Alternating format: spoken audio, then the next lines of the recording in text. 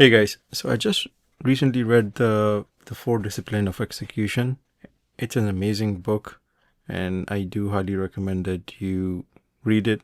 If you don't get the time, definitely check out my blog. I put a summary there so you can quickly give like 5-10 minutes and you understand what this book is all about. It is an amazing book. It has some interesting concepts for disciplines that it talks about. Now, the video is not actually the review of the book. I'm going to touch base just to give you the overview of the four disciplines. But the main idea is that how can we apply these principles in real life? What can we do with these principles? One of the examples that the author gave in the book is about the weight loss, how we can do the weight loss using these principles, and what can we do, how we can identify the lead measures and all that. So that's the main focus of the video today.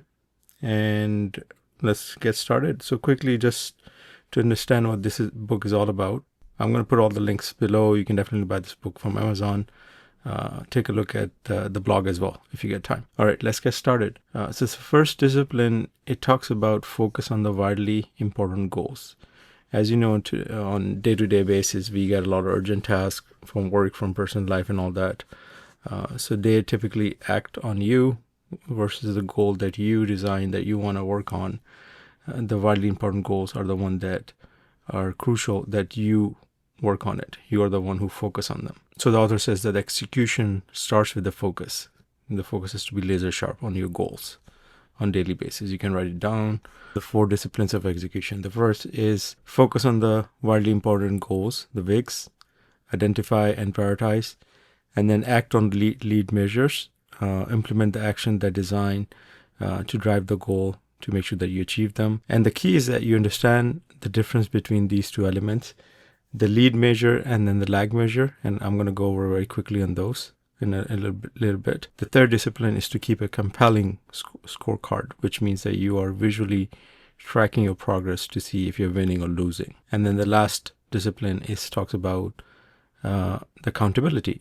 You make sure you review on daily and weekly basis how your goal is progressing, and if you need to fine tune anything, how what are the changes that you can do to accomplish that goal, if you need to change the dates and everything. But here's an example of the NASA goal, and John F. Kennedy said, "I believe that this nation should commit itself to achieving the goal before this decade is out of landing a man on the moon and returning him safely to Earth." Now, within that goal, you can break it down into a couple of sections. Man on the moon. So what are the battles that you need to fight? The navigation, propulsion, and life support.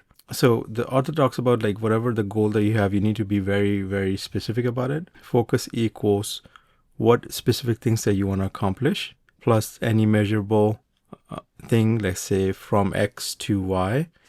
And then it has to be time bound by one. So that these three core elements needs to be in your goal to make sure that you put it down there. And then the second discipline talks about act on the lead measures. Now, there are two kinds of measures, lag and lead measures. We typically often looked at the lag measures, which are the revenue, profit, market share, customer satisfaction. We look at the numbers that are available today. But the lead measures are very different. For instance, that we're looking at the losing the weight. I personally set up the goal. I have a specific Google Sheet for this, which I'm going to share in a second. So in this case, if you want to lose the weight, then there are definitely two elements. One is that you need to have a specific calories per day. And then the second is that you need to have a specific number of exercise per week or per day. So this is very interesting. And that got me thinking, and I put it together, my spreadsheet.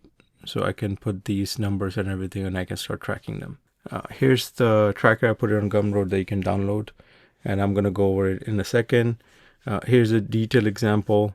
All right. So the third is there's a discipline that we are going to continue on is to create a scorecard, so we can see right away that are we winning, are we losing. It's just a simple element. I think that really gives you insight of how you're progressing on your goal. And this is so crucial that you keep this, you create it doesn't have to be like this way, but this is what the book suggested, but you can create your own version in the spreadsheet, and I have my own, you can create your own. And then you create a cadence of accountability, meaning that You put it on your calendar. You make sure that you tell your friend, you have somebody who makes sure that you commit to these activities, going to the gym, walking, eating less calories. You put it on the calendar, make sure that you have some way to track that, and then review that on daily and weekly basis to make sure that you accomplish those things. Those things are not movable. Whenever you put it on your calendar, you got to make sure that you achieve them, you get there, no matter how you feel. And here's how it looks like. The first page is it's just an introduction. I put it all these 4 disciplines right here with an example, right?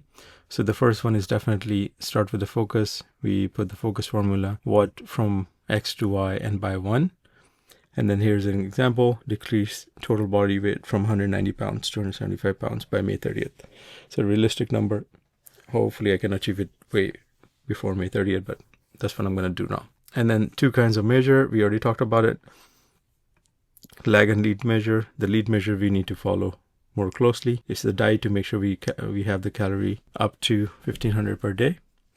And then we go to the gym 3 to 5 days a week, and also walk 10,000 steps to make sure that we are burning more calories than consuming. Okay.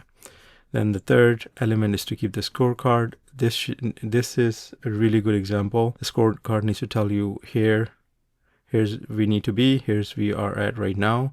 And in 5 seconds, you can tell if you're winning or losing. So here's the weekly tracker look like, and I already have a sheet for this. So I created my own to make sure that I log all the details. And then towards the end, you have the commitment to make sure that you execute these things and you review on weekly basis. So every Sunday you can review the scoreboard and make sure you complete that information on weekly basis and daily basis. So when you get to the weekend, you know that if you're winning or losing. 2 elements for me. Did I stay within my calorie limits? And did I hit my diet and exercise targets? So at that point, you can adjust the goals to make sure that you continue to lose weight, and also have an accountability partner like your friend, coach, or family member to make sure they check your progress and keep you motivated. So this is pretty good. So now the first one is a daily tracker. The 2 goals that we talked about, diet goal and exercise. So let's say you want to have less than 1500 calories, and then protein intake depending on your body needs. So you can put the diet goal here, and also you can put the exercise goals here. For me, it's 10 to 20k steps per day, and then also work out 30 to 60 minutes in the gym. So let's say if I am on Monday, I did consume less calories, but my protein intake was not at that level. So you can capture the actual number to compare if you're winning or losing, and then just simply mark it win or lose. Same thing here with the exercise goals. If I walk 10k steps, then I would just click on win. And if I am working out at least 30 minutes, then I'll work win or lose. But in this case, I didn't really go to the gym that much. On that day, I missed it. But the next day, I did go to the gym. So that way, you can keep track of this in a weekly basis. You can reset this again, or you can put it for the next week. And then the next element is the weekly view. The weekly view gives you information week over week, how you are progressing over time. So in this instance, you can also add your weight or the goal that you are going from. For me, it's 200 pounds, 275 pounds. By May 31st, I know I'm trying to see if I can do it by March 31st. It's very quick. So I did start tracking it, and I was very happy that I started to see like the progress right away. And then I can, capture to make sure all my goals are, I'm meeting the targets or not. And then, for the diet and the exercise goals. And also I'm putting the win or the lose right here as well, so you can easily select. So this gives you quickly understanding of if you are continuing the right path, or if this is working or not working, so you can adjust your goal to make sure you get there. Okay, so these are again the lead measures that we talked about, and this is the lag measure. Okay, and then towards the end we have the scorecard, which I'll show you now. The scorecard is very simple. It's a spreadsheet. You can, let me zoom out a little bit so you can see. So essentially, this is by week I put it in, and every week I check my weight. So when I started, I was about 200 pounds. Then the week after, I got to 196 pounds. Then I got to 196 pounds, and then I got to 191 pounds. So this is the week over week progress. So I put it up to March 21, but you can continue adding more dates and you can keep track of it. So this way it'll tell you what the trend is, where you're going, if you're winning or losing. So this is awesome to see. So I'll keep you posted after 3 to 6 months how this goes, but it looks like it's working. And I'm going to share the template with you. It's for free. You can download it. It's amazing. Every book give us a little bit something new that we can implement in our lives. So I love this book. I think I read it like 2-3 times, and this time I really take all the notes. I put it on my blog, and I also create the sheet so I can implement something and try this new technique. And by the way, I try to lose weight all the time, all my life, but it never really worked because I was eating more and going to the gym thinking that I'm going to lose weight, but it's not always one element. You have to have both elements. You need to consume less calories and of course have more activity. So if you have any questions, drop a line in my comment below, and I'll see you in the next one. Thank you guys.